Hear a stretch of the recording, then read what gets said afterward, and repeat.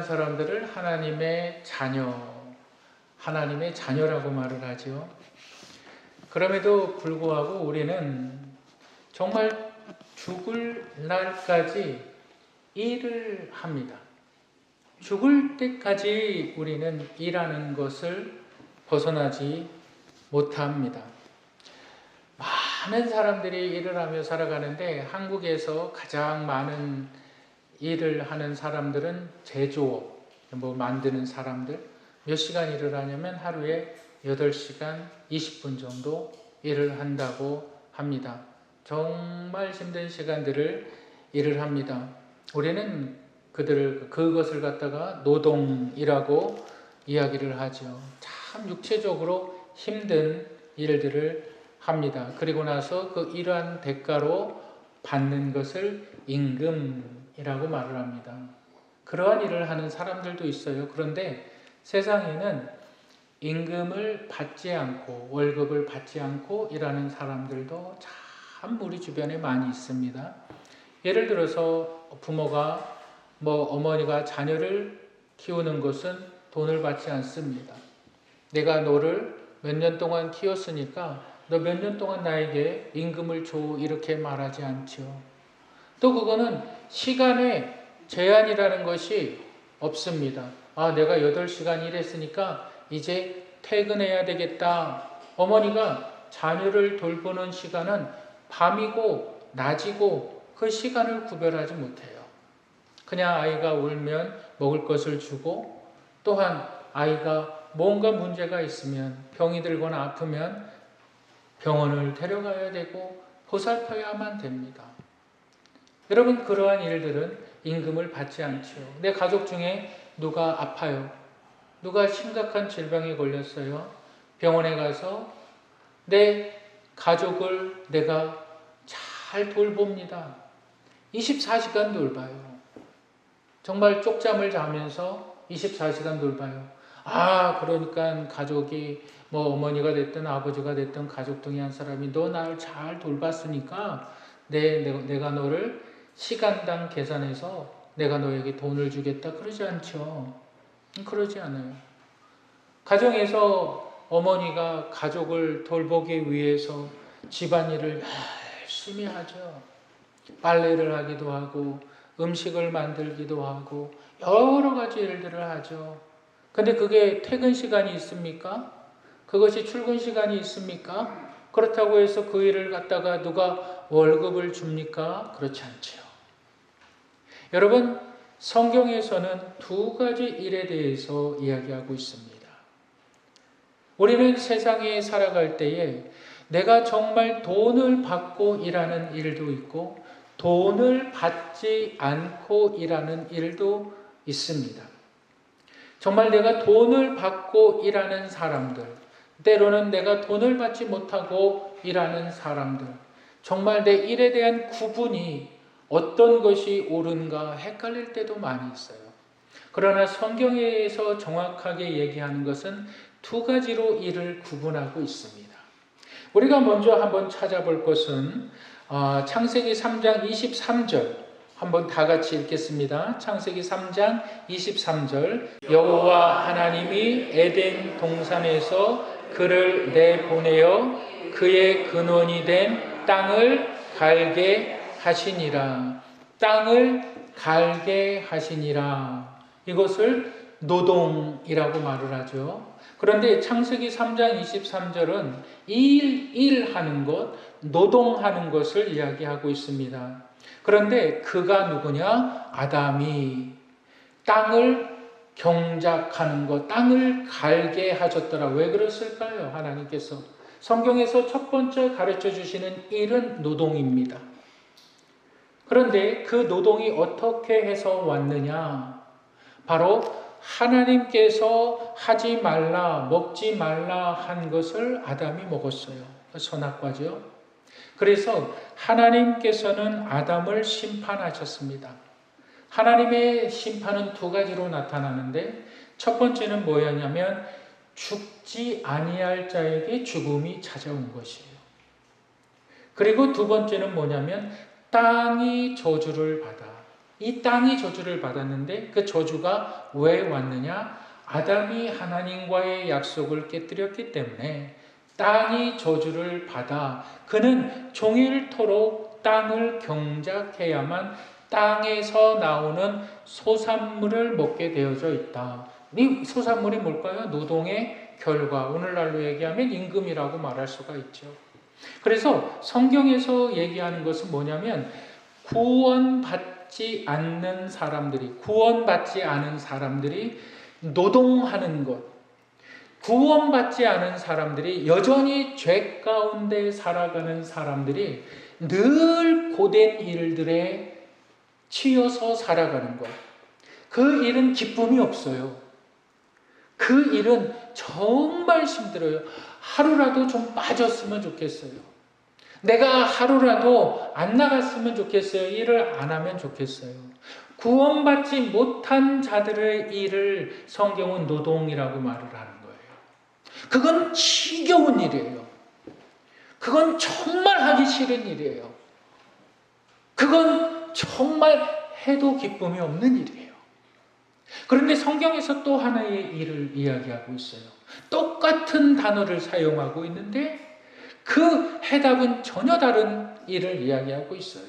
여러분, 우리 창세기 2장 15절을 한번 다 같이 읽겠습니다. 여호와 하나님이 그 사람을 이끌어 에덴 동산에 두어 그것을 경작하며 지키게 하시고, 여기서의 경작이라는 말이 아부다라는 말인데 이거는 관리하다, 보호하다, 가꾸다라는 거예요. 똑같은 단어가 3장에서는 땅을 일구는 단어로 쓰였고, 똑같은 단어가 2장에서는 어떻게 쓰였냐? 가꿔라, 보호해라, 이렇게 쓰여져 있어요.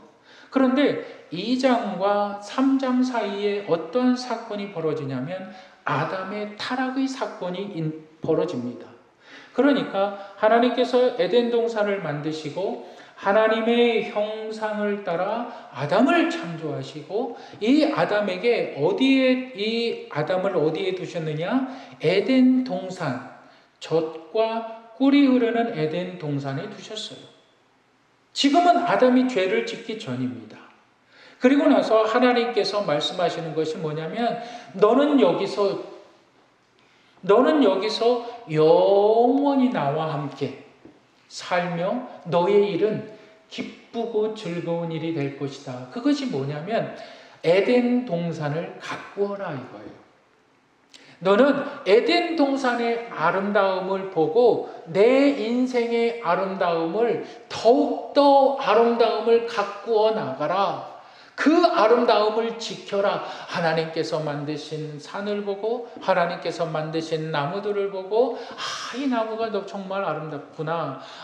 이 바다가 정말 아름답구나. 여기는 이런 모습이 더 아름답구나. 그래서 이 2장 15절에서 경작이라는 말은 뭐냐면 가꾸라는 거예요. 잘 보듬으라는 거예요. 여러분 한번 생각해 보시길 바랍니다. 여러분, 우리의 삶의 아름다움이, 내 마음의 아름다움이 어디서 나타날까요? 제가 이렇게 신방을 가서 보면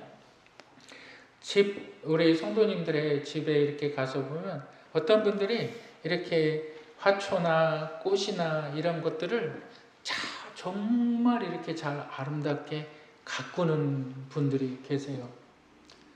여러분, 내가 이렇게 아름답게 꽃들을 잘 가꾸는 것이 내가 돈 받고 하는 겁니까?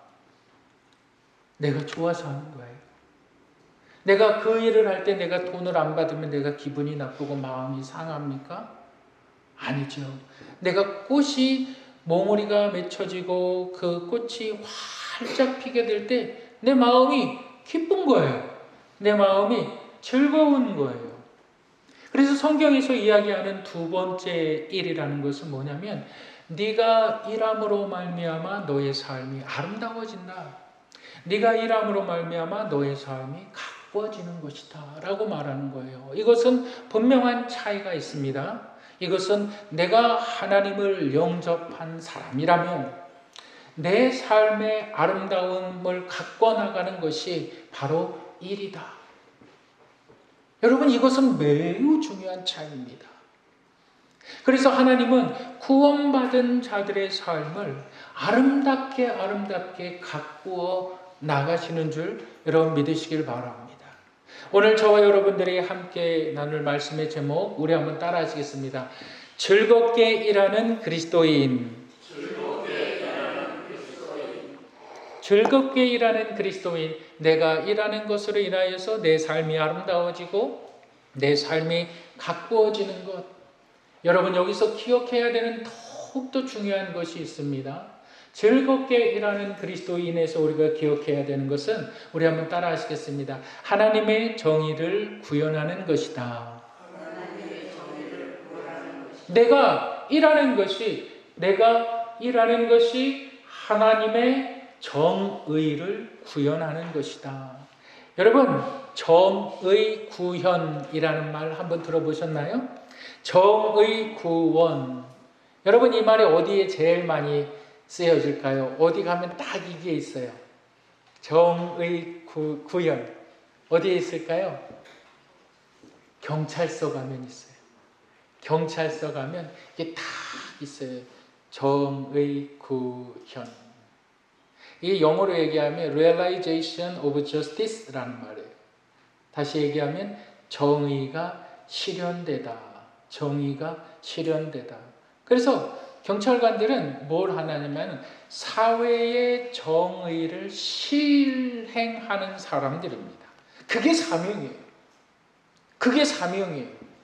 억울한 자, 피해당한 자, 억울한 일 당하고 큰 피해 당하고 그거를 갖다가 가진 자, 없는 자, 모든 상관없이 법의 기준에 의해서 정의를 실현하는 사람들, 그 사람들을 우리는 경찰 공무원이라고 이야기를 합니다. 그런데 즐겁게 일하는 사람들이 하나님의 정의를 실현한다라는 사실을 여러분 믿으시기를 주님의 이름으로 축복합니다. 여러분, 우리 한번 창세기 14장 20절을 한번 다 같이 읽어보겠습니다. 너희 궤적을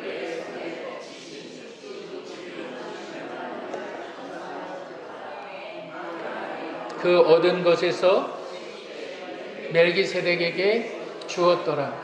창세기 14장은 처음으로 하나님께 11조를 드렸던 아브라함에 대해서 이야기하고 있습니다. 성경에는 총 14군데의 11조를 기록하고 있는데 그것을 여러분들 주보 3면에 다 기록을 해놨어요. 여러분 한번 참조해 주시기를 바랍니다. 어느 날 전쟁이 일어나요. 우리가 창세기 사건을 다 알지요. 창세기 12장에서 하나님께서 아브라함을 택하셔서 하나님께서 아브라함을 복 주시기로 결정하세요. 믿음의 조상으로 삼으십니다. 그런데 이제 13장에서 어떤 일이 벌어지냐면 롯과 아브라함의 종들이 서로 다툽니다. 그래서 각자 내가 원하는 대로 롯은 자신이 원하는 대로 갑니다. 내가 보기에도 좋고 내가 저 땅이 좋겠다. 그러니까 아브라함은 그와 반대를 선택을 하죠. 그래서 잘 지내고 있었어요. 그런데 어느 날 9개 나라의 왕들이 전쟁이 일어나요. 9개 나라, 5나라가 연합해서 전쟁, 한 나라를 이루고 4나라가 연합해서 한 나라를 이루어서 서로 전쟁을 벌여요. 그런데 이 전쟁하는 가운데 누가 이기느냐? 5나라의 연합군이 이겨요. 전쟁이 왜 일어났느냐? 5나라의 왕들에게 4나라는 세금을 바쳐야만 됐어요. 큰 나라에게 세금을 바쳐야만 됐어요. 그래서 근데 이 세금이 너무 과도한 거예요. 그러니까 4나라의 왕들이 연합을 해서 우리 정말 이대로 살다가는 우리가 다 굶어 죽을 지경이니까 차라리 이래도 죽고 저래도 죽으나 한번 싸워나 보자. 그렇게 해서 이 박빙의 전쟁이 일어나는데 5나라가 훨씬 센 나라예요. 그런데 이 4나라의 왕들과 5나라의 왕들과 전쟁을 하는 가운데 엄한 사람이 피해를 봐요. 그것이 누구냐면 조카 롯이에요. 아브라함의 조카 롯과 그 소돔, 아브라함이 어디에 살죠? 소돔 땅에 거하였더라. 소돔 사람들이 피해를 봐요. 그것이 왜 피해를 보니까 고래 싸움에 새우등 터진다고 이 큰 전쟁에 조그만 부락이 하나 껴있는 거예요. 그러니까 이 사람들은 전쟁 가운데 이렇게 치이고 저렇게 치이고 모든 사람들이 잡혀 끌려가는데 그 중에 롯이 있더라. 전쟁에 끌려가는데 그 중에 롯이 있더라. 사람만 끌려간 것이 아니라 그 소돔 사람들의 모든 재물들을 이 나라에서 빼앗아가고 저 나라에서 다 뺏어가는 거예요. 이 나라에서 빼앗아가고 저 나라에서 다 빼앗아가니까 아브라함이 그 소식을 들었어요. 그런데 아브라함이 그 소식을 딱 듣고 나서 이제 어떠한 일들을 벌이냐면 집에서 길리운 자신의 종들 318명을 모아요. 그리고 나서 전쟁에 참가를 해요. 제가 이 문헌을 찾아보니까 이때의 병사의 수가, 연합국의 병사의 수가 5만에서 8만 가까이가 되었을 것이다. 요세푸스가 그렇게 얘기를 하더라고요. 5만에서 8만의 군사들 앞에서 아브라함이 몇 명을 데리고 가냐면 318명, 자신의 전혀 전문적인 군사의 스킬이나 어떤 훈련을 받은 사람이 아니라 집에서 길리운 18명을 데리고 갔더라. 근데 놀라운 일들이 벌어져요. 거기서 아브라함이 318명을 데리고 가서 최소 5만의 군사들과 싸웠는데 이겼더라. 이겼더라. 말이 안 되는 거예요. 이겼더라 라는 거예요. 그리고 나서 그의 조카 롯과 소돔 사람들을 데리고 왔더라. 여러분, 여기서 아브라함이 연합국 전쟁에 참전을 해서 그가 승리했다. 성경은 그렇게 이야기하고 있지 않습니다. 성경은 뭐라고 이야기하냐면 아브라함이 그의 조카 롯을 구했던 것은 아브라함이 그의 롯을 구하고 그의 소돔 사람들의 빼앗겼던 재물을 찾아온 것은 하나님의 정의가 실현되었다라고 말하는 거예요. 억울하잖아요. 내가 무슨 잘못이 있어서 내가 포로가 돼요?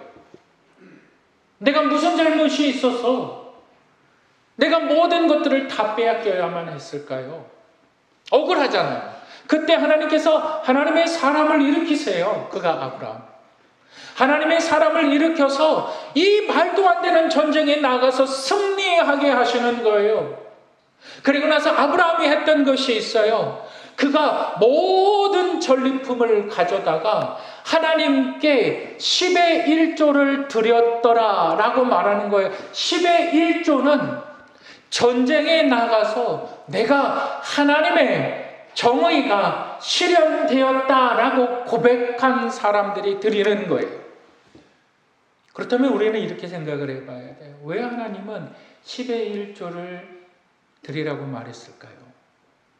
그거는 대표성을 이해하지 못하면 전혀 성경에 대한 11조를 이해하지 못하는 거예요. 아브라함 가운데 하나님께서 함께하여 주셔서 아브라함을 하나님이 택하셨어요.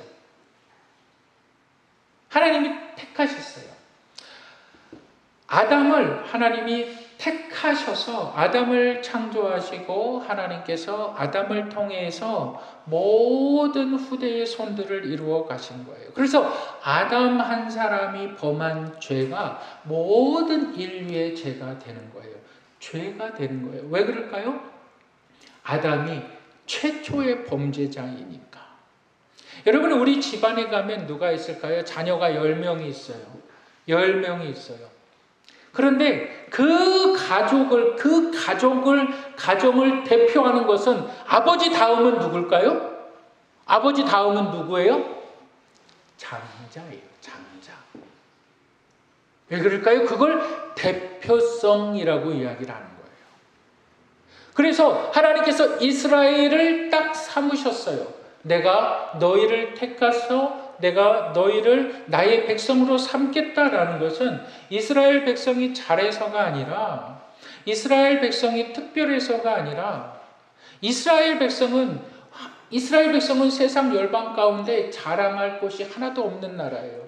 성경에서 이스라엘 나라를 딱 두 가지로 표현을 해요. 첫 번째는 약하고 약한 나라, 약하고 약한 민족이기 때문에 하나님께서 이스라엘을 택했다. 그리고 하나님께서 또 이스라엘을 택하신 이유가 있어요. 세상의 중심이기 때문에 이스라엘을 택했다. 그래서 하나님께서 이스라엘을 택하셔서 모든 세상 나라들 가운데 열방의 나라, 제사장의 나라로 삼은 거예요. 이걸 대표성. 예수 그리스도의 십자가를 내가 믿음으로 구원함을 받는다? 여러분, 어떻게 그것이 가능할까요? 예수 그리스도의 십자가의 죽으심은, 그 한 사람의 죽으심은 모든 인류의 죄를 대신하는 대표성이 있기 때문에 그렇습니다. 그래서 11조는 대표성을 알지 못하면 11조의 의미를 알지 못해요. 그래서 아브라함이 멜기세덱에게 내가 10의 1조를 드렸다는 것은 무엇을 드렸느냐? 전부를 드렸다는 거예요. 하나님이 이 말도 안 되는 싸움에서 하나님 이기게 하셨군요. 하나님께서 이 말도 안 되는 싸움에서 나를 이기게 하셨을 뿐만이 아니라 하나님의 정의를 실현하셨군요. 그래서 드려진 것이 10의 1조입니다. 여러분들이 어떠한 직장에서 일을 하시던, 또한 내가 직장에서 일을 하지 않던, 우리는 모든 환경, 삶의 현장에서 우리는 하나님의 정의를 실현하는 사람들이 되어야만 합니다. 그것에 대한 고백이 바로 11조를 드리는 거예요. 여러분 한번 생각해 보세요. 내가 직장에서 내가 일을 해요. 월급날이 언제일까? 내가 받는 월급보다 일을 더 하는데 왜 이렇게 회사는 나에게 돈을 조금 주나? 이거는 성경에서 말하는 구원받지 못한 자들이 노동으로 생각하는 거예요. 그런데 이렇게 생각해요. 내가 직장에서 일하는 것이, 내가 가정에서 일하는 것이 하나님의 정의를 실현하는 것이다. 하나님의 정의가 내 가정에서 실현되어지고 내 직장에서 실현되어진다. 그러면 어떻게 살아가야 될까요? 여러분, 정의롭게 산다는 것은 말은 쉽지만 정말 어려워요. 정의롭게 산다는 것은 말은 쉬워요. 그런데 정말 힘들어요. 하나님께서 주시는 힘이 없으면 정의로울 수가 없어요. 하나님께서 주시는 능력이 아니면 정의로울 수가 없어요. 여러분들이 직장에 가서 정의를 실현을 해요. 내가 일하는 곳에서 정말 이것이 하나님께서 정의를 실현하는 곳이다. 그러면 내가 일하는 시간 그 이상도 할 수 있고 내 일이 아니어도 할 수가 있는 거예요. 이건 내 일이 아니야. 세상 사람들은 그래요. 나는 돈을 받아야만 일을 해. 구원받지 못한 자들의 생각. 근데 여러분들이 하나님의 정의를 실현하는 것이 가정이든 직장이든 나의 행동 하나로 인하여서 내가 몸담고 있는 회사가 잘 되고 내가 근무하는 사람들이 즐거워하는 것. 저 사람은 참 정직한 사람이야. 여러분, 그것은 세상에서 들을 수 있는 최고의 칭찬이에요. 아, 저 사람은 정직해. 그건 세상에서 들을 수 있는 최고의 칭찬이에요. 여러분들이 정직하기가 정말 힘들어요. 근데 내가 정직해요. 내가 정말 정직하기 힘든데 정직해요. 그것을 한 주간 살다가, 한 달을 살다가 내가 하나님께 감사함으로 10의 1조를 드려요. 그게 무슨 의미냐? 하나님께서 나를 이기게 하셨다라는 말이에요. 그게 10의 1조입니다. 여러분, 그것을 기억하시는 분들 되시기를 주님의 이름으로 축복합니다. 10의 1조는 10분의 1은 하나님께 드리고 10분의 9는 내가 잘 먹고 잘 사는 것, 그게 아닙니다. 내 삶의 현장에서 나를 하나님의 공의 가운데 실천하게 하시고 살아가게 하시고 그 가운데 힘을 주시고 또한 나에게 일하는 즐거움을 주셔서 그 즐거움이 나의 인생을 아름답게 가꾸어 나가는 것. 그 모든 믿음의 고백, 그것이 10의 1조입니다. 여러분, 즐거운 그리스도인에서 우리가 기억해야 하는 두 번째가 있는데 우리 한번 따라 하시겠습니다. 온전한 11조를 드립니다. 아이들이 그 설날이나 이렇게 세배를 하고 그래요.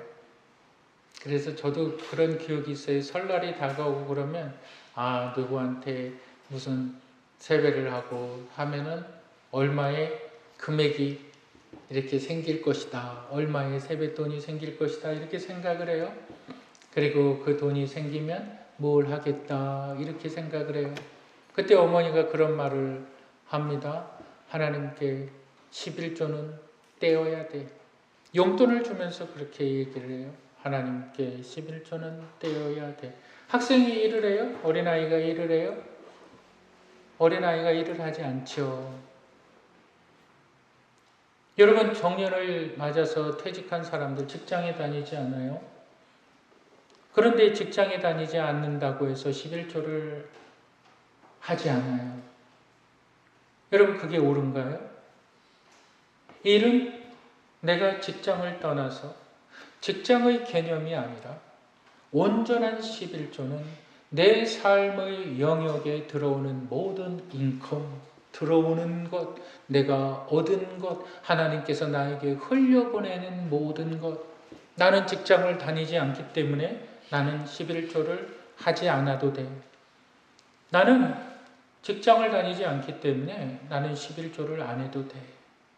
라고 생각하는 사람들이 있어요. 정말 잘못된 생각이죠. 온전한 11조라는 것은 내 삶에 들어오는 모든 것들입니다. 그 가운데 내가 하나님께 10분의 1을 드리는 거예요. 그게 온전한 11조예요. 여러분, 우리 한번 말라기 3장 10절을 다 같이 한번 읽어보실까요? 말라기 3장 10절 읽겠습니다. 시작.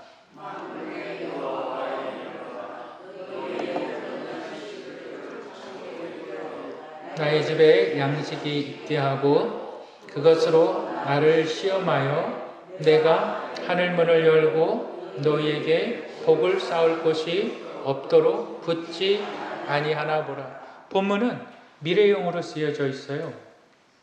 그런데 11조가 미래형으로 해석되어져야 된다라는 말의 뜻이에요.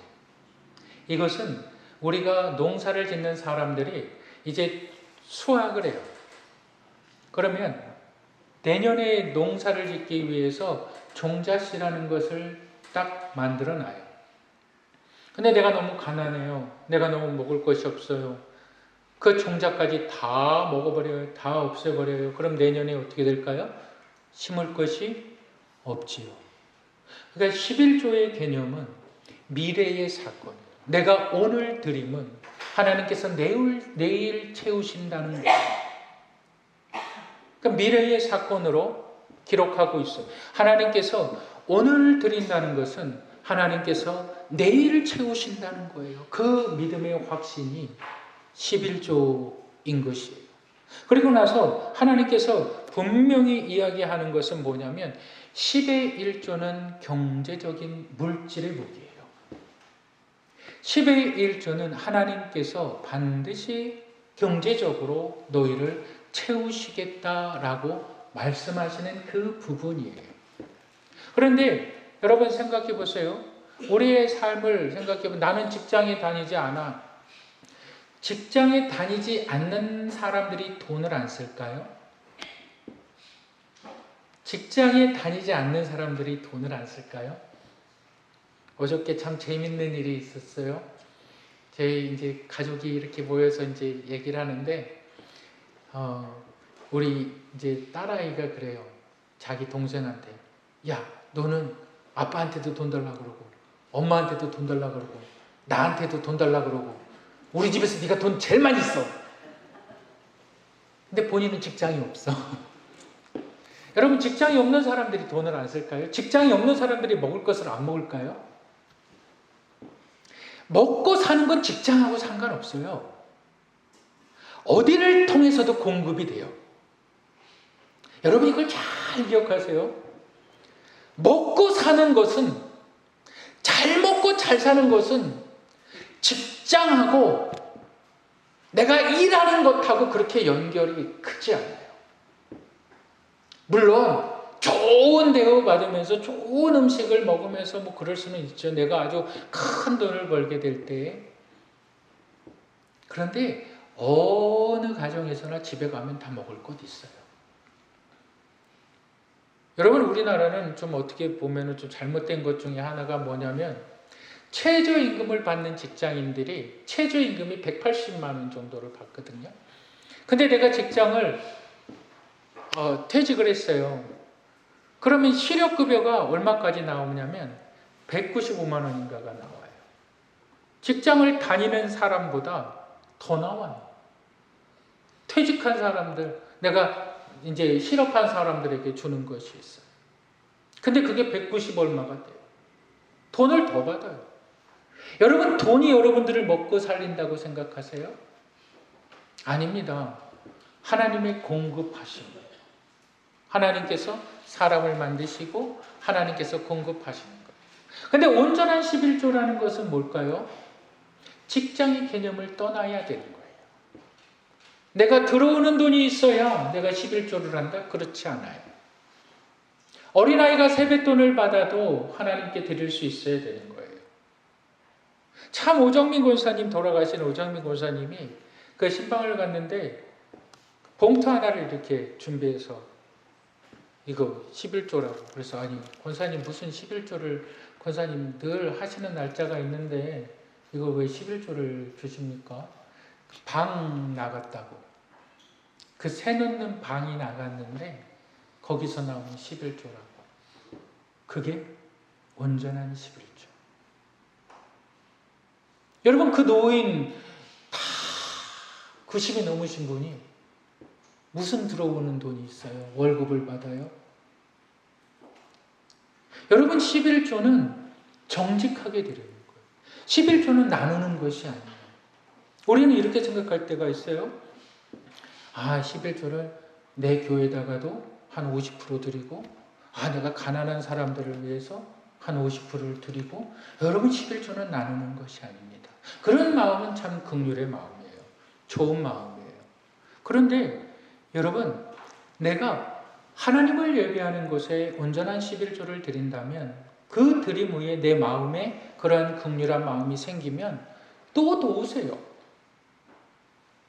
아니, 11조보다, 내가 드리는 11조보다 더 큰 금액으로 도우세요. 하나님께서 왜 채우지 않으실까요? 11조는 나누는 것이 아니에요. 온전한 11조는 직장 다니는 사람만 드리는 것이 아니에요. 온전한 11조는 뭐냐면 하나님의 주권을 인정하는 거예요. 하나님께서 나에게 공급하시는 것. 여러분, 우리의 삶은 참 스펙타클해요. 여러분, 그것이 뭐냐면 우리의 삶을 여러분 한번 생각해 보세요.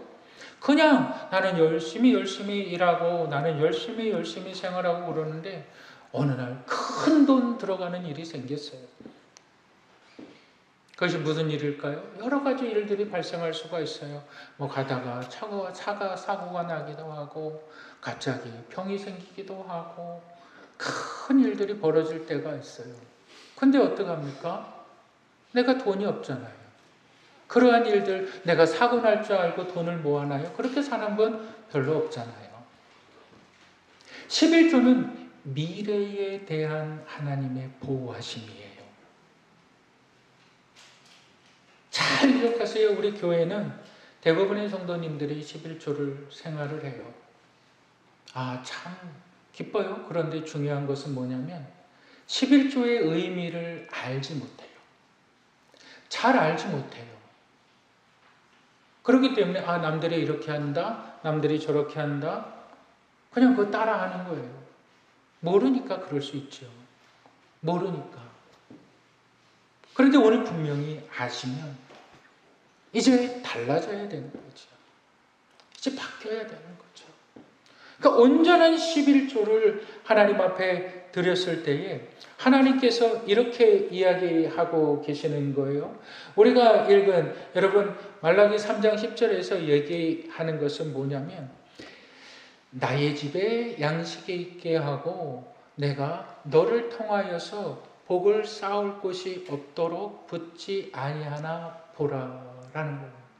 그 보라라는 말은 뭐냐면 시험해봐라. 너희가 한번 시험을 해봐라. 하나님의 기쁨에 그렇게 동참되어져야만 합니다. 여러분 야곱의 11조가 나와요. 이게 주보를 참조하시면 성경에 보면 정말 야곱과 에서의 사건을 가장 비중 있게 다뤄요. 왜 다루는지 아십니까? 우리는 이렇게 생각을 해요. 에서가 너무너무 배가 고파서 그가 팥죽 한 그릇에 그의 장자권을 팔아먹어버렸다. 그는 너무 경솔했다. 그는 너무 잘못됐다. 근데 성경은 그렇게 이야기하는 것이 아닙니다. 하나님의 대표성을 그가 잃어버렸다라고 말을 해요. 그가 장자로 내정되어져 있었어요. 그런데 그의 장자권을 팔아버린 것은 하나님께서 허락하신 대표성, 이것은 뭐냐면 아담에게 말씀하신 것과 똑같은 거예요.